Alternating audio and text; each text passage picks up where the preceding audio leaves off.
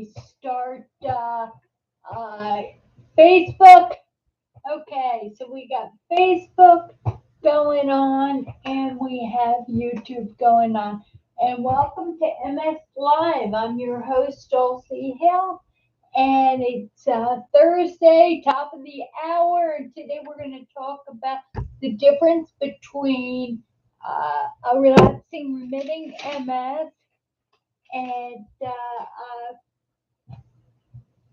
and secondary chronic progressive. We'll also talk a little bit. I'm sorry, I'm getting ready to draw, and y'all know how awful. All right, so I'm going to draw just to show because I think it has to be. It has to be pointed out. Okay, so let me share this. Give me your cat. Okay. Just 1 minute. It's not. All right. If you're watching this, I know that it shows how many people are watching it right now. Ruth. Okay. So today, Ruth, we're going to talk about the difference between relapsing remitting and chronic progressive. Okay. So I'm going to demonstrate.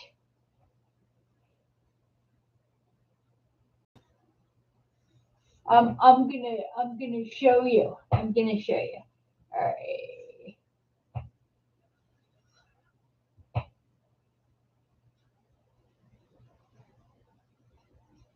Okay. Okay. B cell and okay. I know I should have drawn this before. First of all right, here we go. First of all, okay, I talk about this is a B cell. It's a white blood cell. These are cell clusters, right? Cell designators. Each one of these tell your white blood cell what is body friendly, leave it alone, right? And what is foreign, an antibody. What's an antibody, right? And when you're high, Phil, and this is true with everybody, right?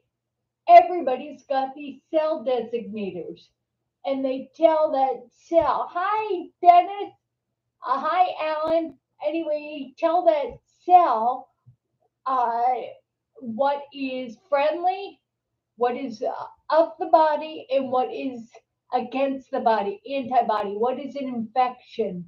What is cancer? What needs to be removed, right? CD, let's see, let's put this out because I need another color. All right. 19 and CD 20. I think it's CD4. I should have done that. But each one of these cells clusters, good morning, Zara. Each one of these are labeled a number, right? CD1 through, I believe it's 99. And each one tells your cell what's good. Well, the same CD 19 and 20, the very same cell designators that are responsible for people who have leukemia, chronic leukemia, is the exact same cell cluster that's responsible for telling your B cell that myelin on the nerves is foreign. It's a germ and it has to be removed. All right. Hence, this is the normal. That's the nerve, the central nervous system. That's a nerve, and this is myelin, the insulation on the nerve, right? Well, this is a healthy. That would be healthy nerve. All right. This here, you see all the. This is an MS nerve. You see all the holes there. The white. Actually, if you turn this sideways, you would see that this is a big hole there. There's a hole there, and you see all the little chinks in the armor. All right, compare that to a solid area. You see down here is normal. Uh, there's nothing. Hi, Tom. Hi, Tommy. It's good to see you. It's good to see you. Anyway, so they're the big things. That's the big thing. Now, let you know, everybody, as you age, right, you do things like maybe spray Roundup without a mask, maybe paint without a mask, maybe smoked at some point in your life. You do things that damage the DNA, that damage this, and now you're more inclined to have this morph into, say, cancer. Now you've got chronic lymphocyte, lymphoma. You've got there's so many damages of the DNA that happen throughout our life that you have now closed off the ability for your body to heal cancers. Uh, in fact, that's why many people who have lymphoma or leukemia, they get rituximab, which is Ocrevus. It's a type of medication, and what it does is it kills these two. Good morning, Melissa. Oh my gosh, it's so good to see you. Anyway, CD19 and 20. These two cell clusters, they give this chemo, which is not really chemo. It's not chemo kills the cell. Radical chemo kills the entire B cell. Navantrone. By the way, I've got information for you who are of children bearing age. There is medications that you should not take if you're planning on having children. And the reason why is it can damage their little DNA, your offspring's DNA, and cause birth defects. And you don't, who wants that? It's bad enough living with a chronic disease. And you know what? Living Connie, if you're watching this, I was emailing you back today. I emailed.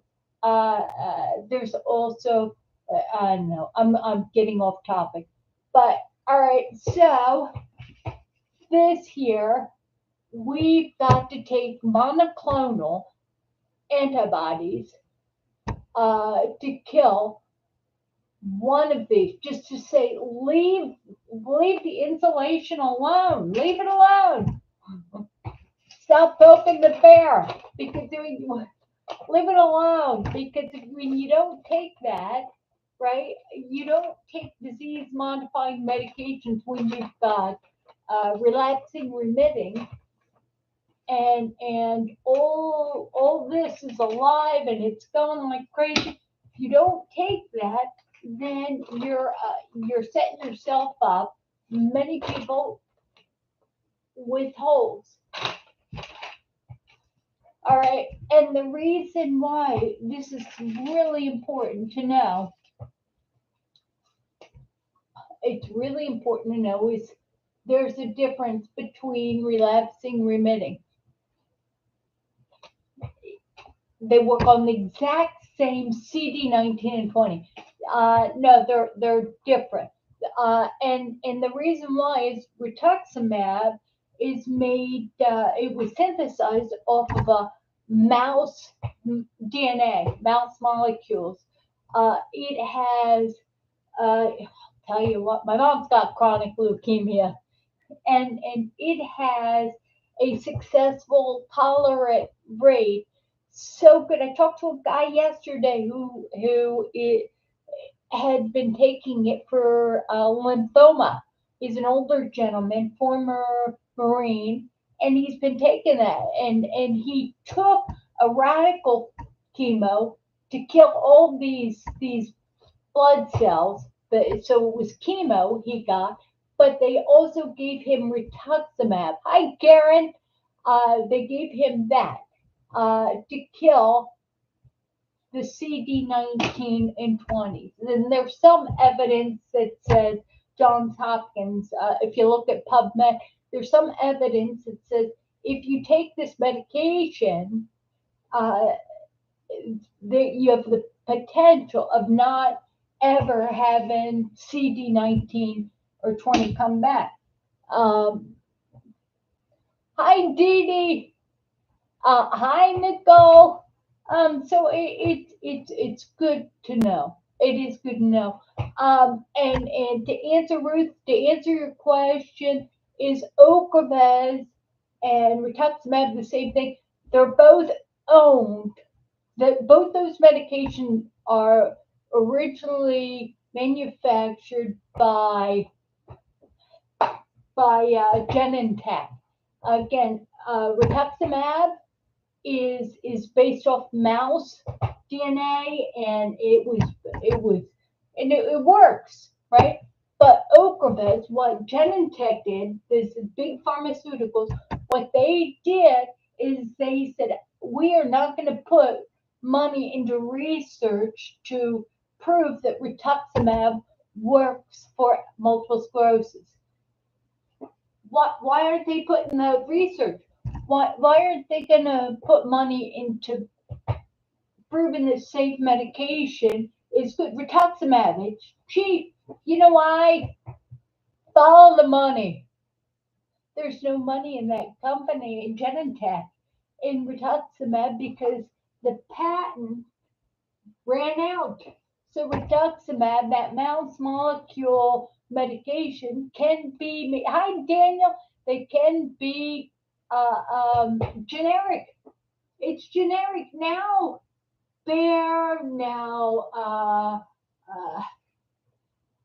Every pharmaceutical company across can do a synthetic, can get the, just analyze it, and that's good. Now, what Ocrevus, how it's different is that Genentech was not going to put research behind proving that rituximab works because there's no money in that. That patent went off. It's generic.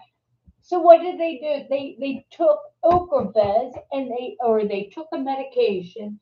They used human genome. They developed this based on it being on human DNA. So they worked on that medication. Problem is that there's no long-term effects of how it will affect you. Whereas rituximab has it's been used. I know it's like 20 years. It's been safe, but rituximab. Rituximab, it's safe. Ocrevus, if you looked at the mouse models, there were side effects on Ocrevus that were not the same that rituximab didn't have. It wasn't as well tolerated. There was a increase in breast cancer in mouse models. In fact, it was a New York lab that got a hold of Ocrevus and tested it, and it was an independent play. And all this stuff I talk about. Don't take my word for it. It's supposed to be there presented to you to create to get you to ask questions, right? So Ruth, you're saying so these are not the same drugs, but similar? Absolutely. It's exactly what I'm saying. It's similar because it kills the cell cluster, the cell designator, CD19 and 20, both Ocrevus and rituximab. Just will that make you feel better if you have secondary chronic progressive? Anybody? Will it make?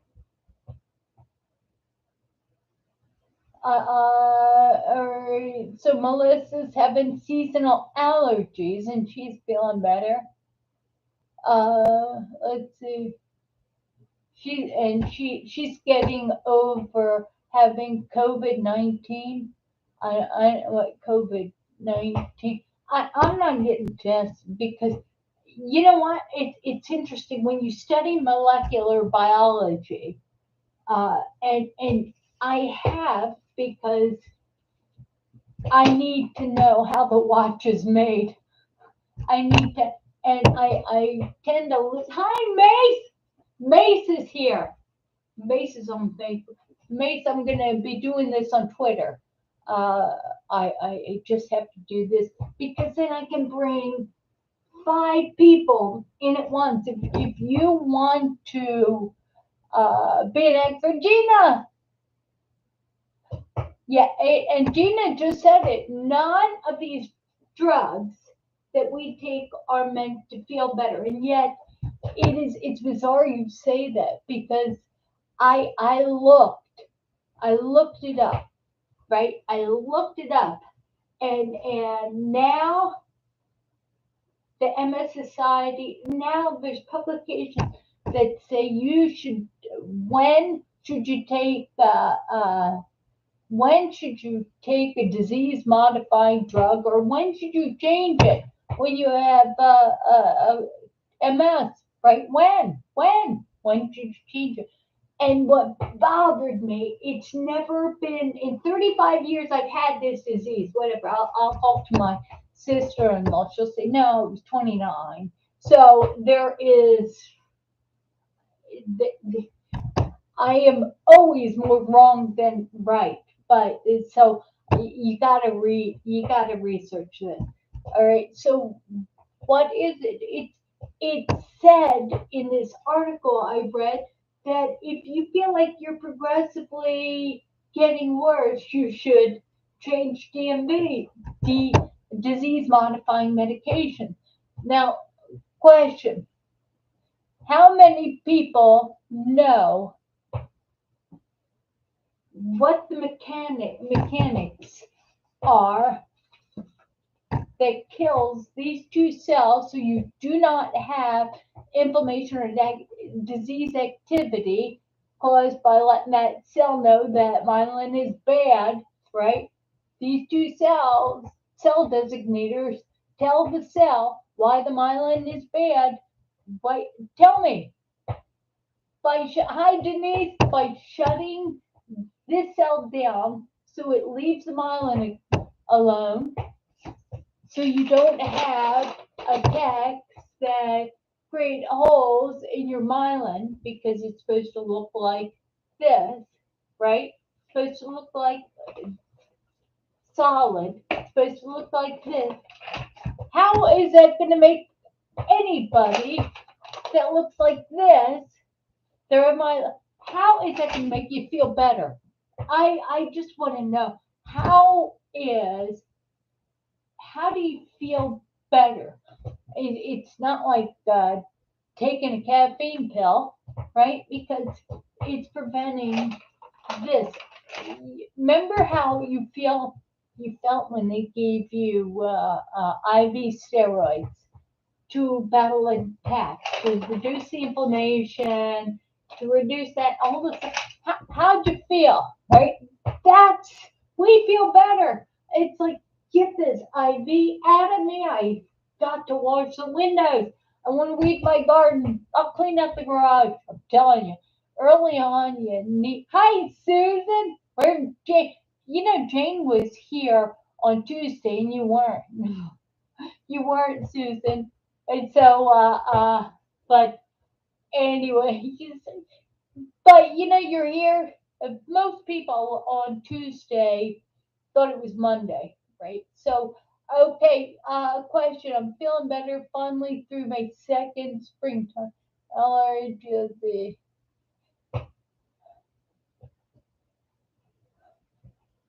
All right, and Sarah says, that's so good, Sarah. She said her neurologist put her on Rituxan instead of Ocrevus, which has more side effects and causes more infections for her, I got to because there's a lot of people who take Ocrevus, which they Genentech put the research, put the money behind it. Why? Because if they can get it approved for multiple sclerosis, if they can do that, then now you've got a 78% chance of never having an attack, right? The inflammation, a normal myelin, where you have a 70% chance. So it's the one monoclonal antibody that kills the CD that is approved with insurance companies. The sneaky the sneaky thing that you need to know is that the difference in price getting this approved, where Blue Cross Blue Shield, all this will cover it. The difference in price is your copay. Let's see, what is it? Copay is 10 to 20%.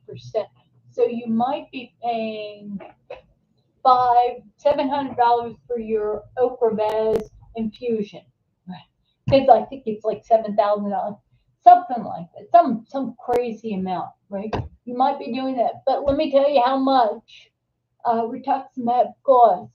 By the way, if you are on Social Security, if you Medicare, it is covered. The generic is covered, and you know how much generic costs? Generic rituximab, and I have $70 or 71. I lied. All right, $71 with my copay. That is Medicare, and United Healthcare is my secondary. So it's important to know, because you go to your neurologist and your neurologist tells you, "Hi there, Betty Joe. I got your email. Last 2 days I just haven't been answering because it's all I can do to stay on my feet." Susan, Rituxan is an IV once a year, once every 6 months. It's given the same way that Ocrevus is given. In fact, before Ocrevus was around, rituximab was it. That was our and it because I'll tell you, there's no side effects. I never. Well, for me, let me. So it is. Let's see, DD. Let's see, Gina. What kind of infection? So Gina is talking about. Yeah, and Gina, I'm telling you, you are a. I tried to quit. Oh, Gina quit Ocrevus because she got too many infections, and what let's see, DD wanted to know from you, Gina, is what kind of infections did you get on Ocrevus? Uh, what kind of infections? All right, help your fellow MS people out, because when my neurologist called me and said, "Well, your insurance isn't going to cover rituximab anymore. What do you do when you're told that I want to put you on Ocrevus and you got your gut says, uh, Ocrevus may be good for other people, but I that's my boundary. I'm not comfortable with taking Ocrevus, right? If what are your options? Uh, Before, your insurance would cover it. So, all right, Melissa, I'm doing the walls protocol to see. Yeah, I think everybody should try different diets to control the inflammation of their body. There's a lot on diets, but it's important to know we talked about the difference between relapsing remitting and secondary chronic progressive. Uh, Ultimately, all our disease modifying drugs are supposed to do is maintain healthy myelin down here. Healthy myelin. That is healthy myelin. All right. And the disease modifying medications is supposed to maintain that. All right.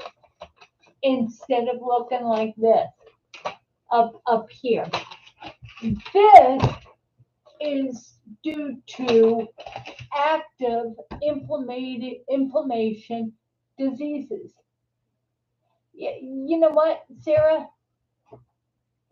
It's these medications are not a catch-all for everybody. Some people die from aspirin. My goodness. Now, how did you get? Sarah saying she got worse on rituximab. So I want to know, how did you get worse? How did you on rituximab? Because that is, if I was participating watching this, I'd say, oh, Dulci Fred, that Ocrevus is the future is not known what it's going to do. Same thing with these injections, these COVID vaccinations, which they never isolated the exact COVID because there's 300 different strains of cold and flu and SARS and virus, and they're all COVID, so they can't isolate it. It's like the flu. All they can do is they give. In fact, not to get in the weeds, but the early vaccinations killed one of the cell clusters. And apparently, the booster shot is because once it's having a rough time going back, so you need to give your immune system a booster to protect you from diseases or from one of the 300 strains of anyway. So let me not ABC drugs. It was before that. You know what? Way back in '90, ABC drugs were Avonex, Betaseron, and Copaxone. But you are forgetting Rebif was there too. ABC-R.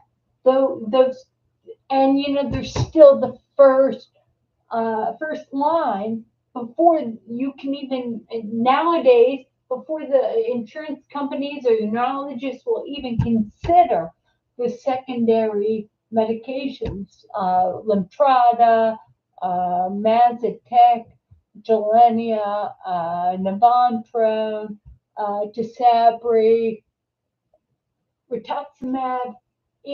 Before they even consider it, they'll put you on the ABC drugs. ABC drug. All these drugs are meant to do is interfere with disease activity, interfere with the cell clusters that tell them friendly, stand down. Or as Paul McCartney said, let it be. Let it be. Just tell your body, let it be. Let it be. Let it be. Don't fight everything that comes in your life, right? Don't fight just because you got over a cold or COVID and stuff. By the way, um, I had this. So just because you had this cold or COVID or stuff like that. Did you die? Did you? Most of us, I survived it. You guys saw when I was sick. Because I did this anyway. Uh, all right, so let me go back and read. I had the doctor's appointment, MRI coming up, of course, you talked about. But again, you know what? And my left leg now, the foot drop is so terrible, and the knee just gives out on me that I have to meaningfully exercise and do squats. We have to do that.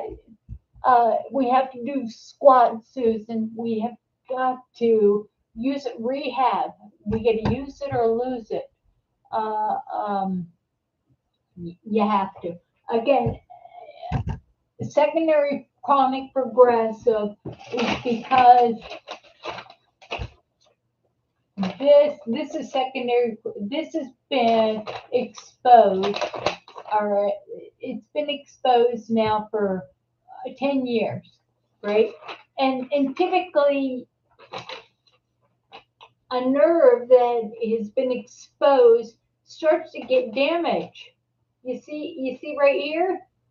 All right. If you turned it sideways with the MRI, it would show a big hole, right?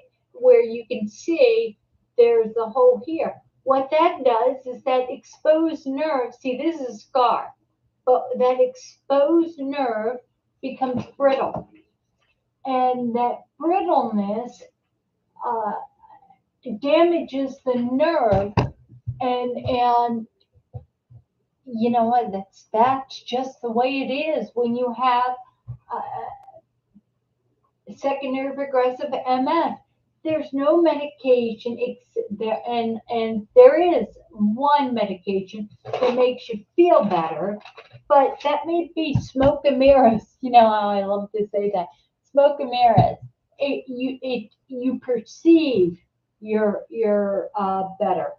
One of the things that I have been doing before before this video, before we do this MS Live, is I take a caffeine. I drink a cup of coffee, take a caffeine pill, do the dewdrops, do anything to get me ready to be focused enough to read and discuss the things that is saying. No, yeah, Ruth, did anybody say that? Did anybody hear that I said rituximab or relaxing remitting M? Uh, it doesn't cause demyelination. I never said that, Ruth. All right, hear what I say, and hear what I say. All right, we're all living proof. I'm living proof that this is me. That's my MRI. So I just don't be difficult, Ruth. You know, be. All right, what I'm saying is that relaxing remitting is chronic inflammation. It's the beginning of our disease. It's when our immune, these CD19 and 20, they're out looking for a fight. So what happens? We eat sugar, we eat bad things, and we say we eat gluten, right? And it's inflammation. I don't know what's causing your inflammation. Again, if I knew what was causing mine, my brain wouldn't be polka dotted. My cervical spine wouldn't have more holes than mine. So relapsing remitting, two different diseases. We have active disease where your B cells now eat on the healthy myelin. All right, they eat on that. All right, that is relapsing remitting. you take disease-modifying medications to prevent myelin loss, prevent demyelination. That is your Ocrevus, your Lemtrada. There is, and it's so important to know if you are of childbearing age, there is disease-modifying medication that you should not be on that can affect your offspring. Don't do it. On I think Consentia. Uh, Let me see what else. Lemtrada, Levantrone, Gilenya. These are not something you want to take if you're planning on eventually having a baby. Let's see. So, but here's the thing: on secondary chronic progressive, you're not feeling well, and you tell your doctor, "I'm going to change medication because I'm not feeling well," and your doctor says, "Well, let's do a MRI," and there's no new lesions, right? If there's no new lesions, then if there's no new lesions, then chances are you're not feeling well because these little holes in your spine or on your myelin have exposed that nerve. All right. Have exposed that nerve enough that they become brittle, and now your leg is not operating like it should. But what do? We've got to do lunges. We've got to do, again, there's two different diseases. One is the active disease, and one is the exposed myelin. The exposed, which makes you feel worse. Eventually, it's those chickens come to roost. When you've got that, you're good because that may not affect that nerve. The nerve that is now exposed, you've got 10 years to make the most of that nerve, right? So, two different diseases. Will it, so when you treat relapsing remitting, so you don't have attacks anymore, and it's a little more than the ABC drugs, you're now on some advanced stuff. Now that you have this, all right, now you have to ask yourself, why is the neurologist having me on medication? I haven't been active in so long. Again, you've got to have your MRI and your with you, or so whenever you get an MRI, stop by the front desk and say, I want a copy of the radiology report sent to me, and I want a copy of I want a copy of my MRI. I want a copy of that. Oh my gosh! And you know what? And it's good because I just had this 1221. All right. I who knew I just was in the machine. Huh. I'm all right. So you know what? I had such a disaster. I've had that. So Susan, having secondary chronic progressive is having it is such a challenge. Uh, and it can be depressing, but you know what? You can't let yourself go there. You can't do it. You can't do it because if for a minute you feel sorry, you're like, ah, that sucks. My favorite thing is when people say to me, what's wrong with you? What's wrong with you? And I said, got MS, multiple sclerosis forever, 30, 29, 36. I don't know. Uh, uh, Hi, Christy. I don't know. So when they say you've got MS for that long, and then they say, I'm so sorry. I'm sorry. And I have to love when they say you're sorry because I'm always teed up to make a joke. I'm always like, when they say you're sorry, yeah, I have to respond. I listen to that and I have to respond. I said, but it's not your fault. And you being sorry about it, nah, I'm not gonna let you take the blame for this. So sorry, and everybody's got something. So I said, you know what? My, my pain is visible, but the pain that's going on in society around the invisible pain is is is so much worse. It's so much worse, right? Hey, where are you, Connie? You are going through a shit storm. You've got a storm coming, and you have to. In fact, on Meerkats, did you guys read Connie's post? Read Connie's post because she she lost her husband. She's been sick on this COVID. She's got no income stream. Uh, Making,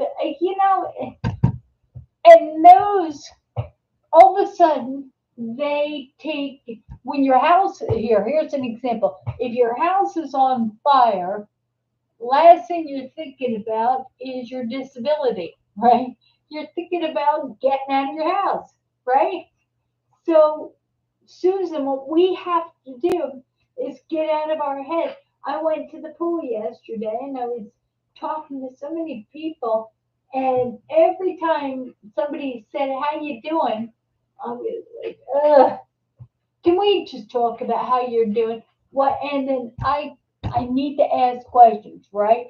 Because I can't talk about me. And same reason, Susan, because I'm telling you, the self-loathing, because your body is failing.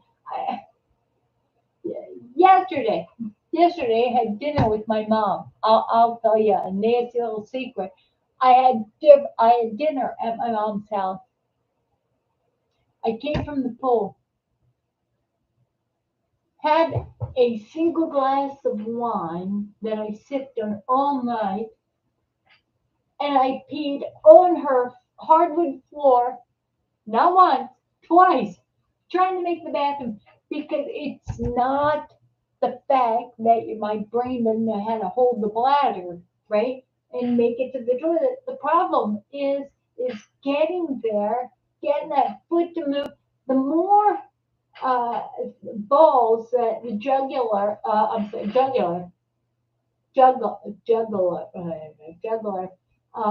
has up in the air, the more likely is to drop that. So in the same way, I'm trying to make the bathroom. I can make the bathroom, but the minute my foot starts sliding, I lose my balance. My brain's like, oh, I'm going to keep you from falling, but guess what? I'm not going to hold the bladder because it's always a certain distraction that you know no. You know what? If you're going to pee anywhere, let me tell you something. You moms, it doesn't matter how old your kid is, you don't mind. In fact, if I pee on my own floor, I take Nature's Miracle. By the way, Nature's Miracle, you get it at PetSmart. It's an enzyme that you spray. In fact, when you have advanced MS, you should carry it with you because if you pee on your mom's floor, yeah, and she's like, "Don't worry about it. Don't worry about it. I'll watch it. Don't worry about it." right? Gigi, and I laugh. I'm like, well, you thought you were done changing sheets and with your baby girl when I was 5. I don't know. I who knew uh, uh, 50 years later I'd be peeing on your floor. But I'll tell you, if you're gonna pee on anybody's floor, make it your mom's. Because she's like, nah, it's fine. But I'm gonna bring over a nature's miracle and spray it on the ground. And you know what? We've got to get out of our brains and stop this self-loathing because your bladder and your body doesn't want to juggle, right? We're athletes. When you think about it, you got to keep yourself cool or warm, which, by the way, can't do it. Uh, and that is, and Ruth says, why was I not wearing the pants or diet? Why was, yes, because I came from the pool and I changed swim containers and I didn't have any with me. But yes, so what that tells me is that I've got to carry with me. So I got to do that. I've got to do that. I just have to do it because, especially when I go over to people's houses, because it's you don't want to do that in public or in a restaurant. It just it's antisocial. But I'll tell you what, it is not your fault. It's not your fault that you were given this vehicle to live through a life that breaks down. It's a lemon law, right? Lemon law. Can't give it back and say, God, I'd like to give you this body back because I want another one. God's like 2 Corinthians 12:8-12. God said, my grace is sufficient for you. I like it better with MS because my power is made perfect in your weakness. And you know what? I would say, you know what? It used to be embarrassing. That's right, Gina. You don't get a refund because but you know what? God gave most of you a reason to live. You've got kids and grandkids. You've got uh, and Ruth, all incontinence is embarrassing until you've done it so many times and you think, look, I would rather be caught with my pants down, peeing without getting my clothes wet out in my car. I'd rather be caught uh, uh, naked than I would washing my clothes. I don't want to soil my clothes anymore, right? How do you do that? As Ruth says, you carry your incontinence diapers or whatever, you carry a new one with you. You carry a plastic bag that you can put the used one in, throw it out. You carry sanitary wipes so that you can get rid of that urine still in your body, and you carry a little spray bottle of Nature's Miracle, which is that enzyme, so you can spray the car, you can spray the floor, you can. Uh, I don't know. So, as far as embarrassing embarrassing. Remember when you first used a cane and you're like, oh, I don't want to use a cane because it's embarrassing, right? It's embarrassing, but you have to ask yourself, all right? You have to ask yourself, why is anything embarrassing? Because you haven't experienced it enough. right? You pee on your clothes enough that you don't want to wear pants or anything. You do that enough, and all of a sudden you realize it's just easier to, when I get out of my car and all of a sudden I have to pay, just to pay. Hi, Maureen. Just do it. Yeah, it's true. Uh, and Gina, you're saying the same thing Ruth is saying. She says in your car, in your glove compartment, keep an extra one, and that is really good. I say carry a bag. All right, this year. All right, it's New Jersey, Hackensack. And my aunt gave this. Oh no, it's so old as dirt. But anyway, in that, uh, when I go out on the back porch, screen porch, there's the female urinal that I like.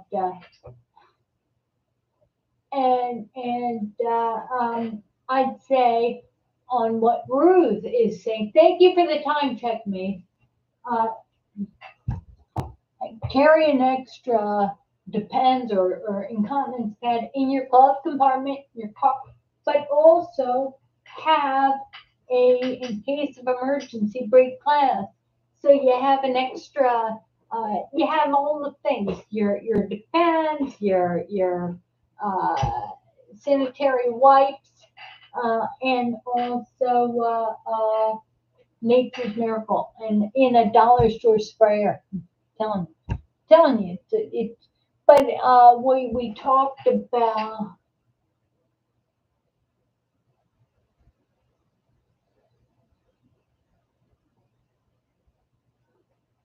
you. I love that. Did you say Vera Bradley? That you know what? You cried. That is a Vera Bradley, and you know it's my favorite purse because you can dump everything into it, and I like it. But anyway, and it's that Gina is saying that, and that has something to do with a relationship with God. Uh, you got to be kinder to yourself. You know why you've got to be kinder to yourself, and I love that. Uh, you have to be kinder to yourself because God made each of us perfect with our inflictions. Because what is hard for us is an opportunity for others to help us and feel like they're contributing to goodness in the world. The world needs people that need help. I know why it's like I'm way too hyper to be calm and relaxed for somebody to help me. I'm too hyper. Just let me do it myself. But when people walk by and they're like, "Can I get your walk? Can I help you?" And whenever anybody says, "Can I help you?" even though you don't need their help, and you know if they try to help, they could hurt themselves, right? Oh, it is very much that we have to sit and let these people help us and take off, and they'll put the walker in wrong. So you gotta clean the upholstery, but that's okay. It's okay because now you're being an instrument of God's peace. You're allowing them to own your disease. Now MS isn't us, isn't we don't have to worry so much about it because we don't have to deal with it. If everybody else is helping us put on the neoprene, by the way, the neoprene shorty that I wear in the pool keeps me warm and it keeps me cool. So yesterday was 98 degrees. I was in the pool with a 3 millimeter neoprene shorty. It's one piece. And I had that. Oh, by the way, it's also wonderful for incontinence. Uh, Ah, that's so funny. And you know what? That I was doing that restacking the dishwasher because I have an opinion on how to make the bed, and the reason why it's so important to stack the dishwasher in the same way that the user manual tells us to stack it. It's because you can fit the most amount, and it tells you how to get the dishes clean, which way to turn the utensils up or down. And so it's right. You gotta load the dishwasher in a certain way until I'm to the point where, I don't care. You just don't care. You don't care anymore. Yeah, you don't care. Dignity is something that people can get robbed of when they've too much pride wrapped up in self, right? When you realize that you're just carrying around God's vassal and it has a thorn inside, right? And I love that bag. We're all bag people. You know what? I like that. I like that, Melissa, because I'm a bag and one of my most pleasurable things in life is to move things from one bag to the other, to reorganize it, to streamline my life. And inevitably, inevitably, uh, you can't find what you're supposed to, like a extra cleaned, incontinence pad.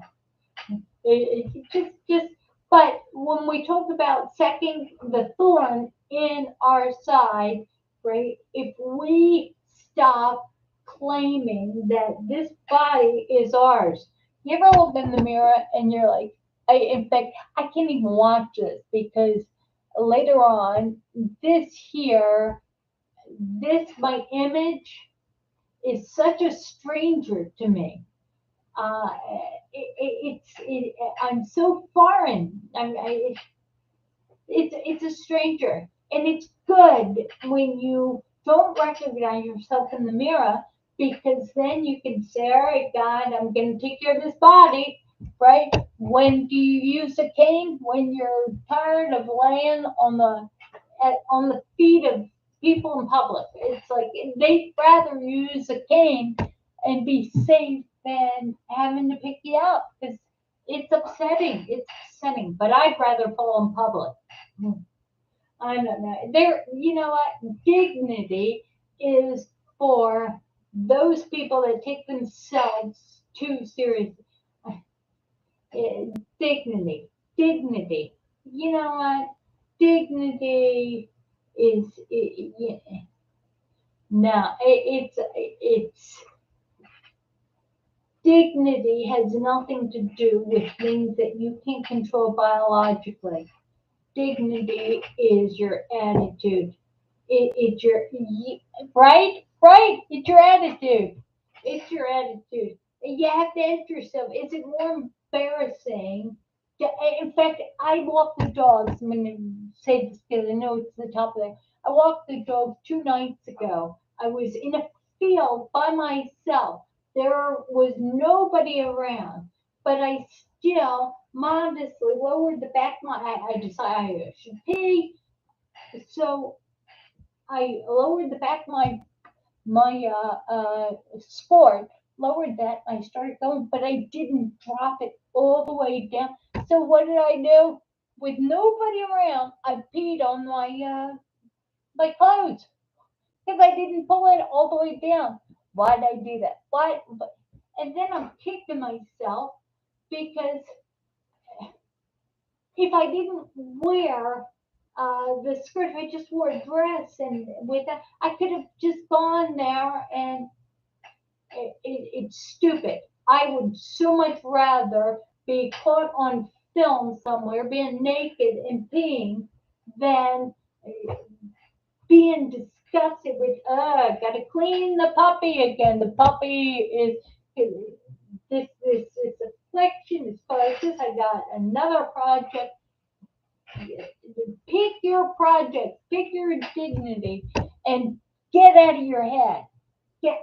Because if we stay in our head and we actually own our bodies and own this disease, then having an MRI like this would ruin your life instead of being a vassal, an infliction that God uses.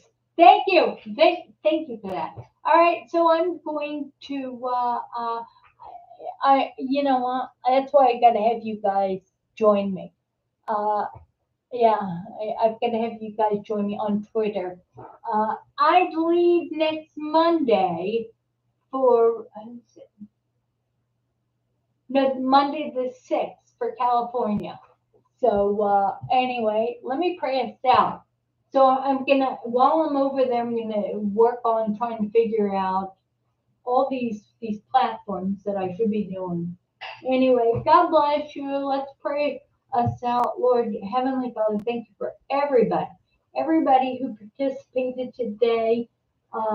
Lord, I hope that people who are watching this in the future can get some sort of comfort, get to learn something. But I just ask that you teach us to be kind to ourselves, because our body, we can't loathe anything that came from you.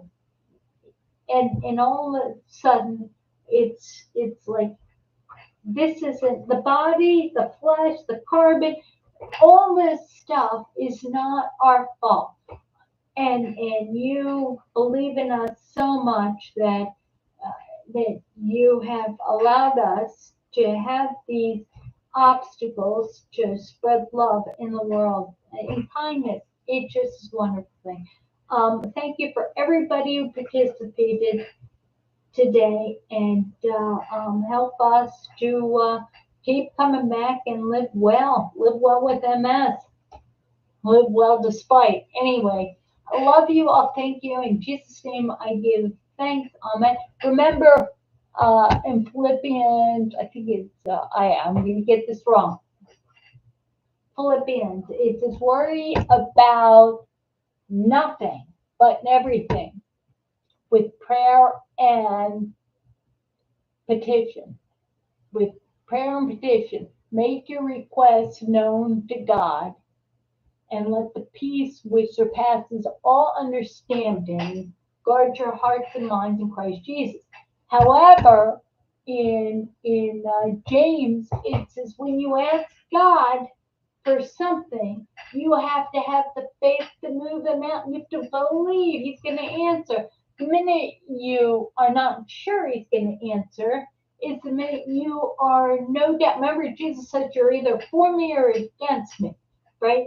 So you've got to believe 100% in His ability to help, to make things happen. You know, when you don't doubt, that's when your prayers are answered.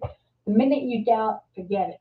Anyway, I love you. Have a wonderful weekend. I've been going later and later on this, and I will see you next Tuesday. Bye.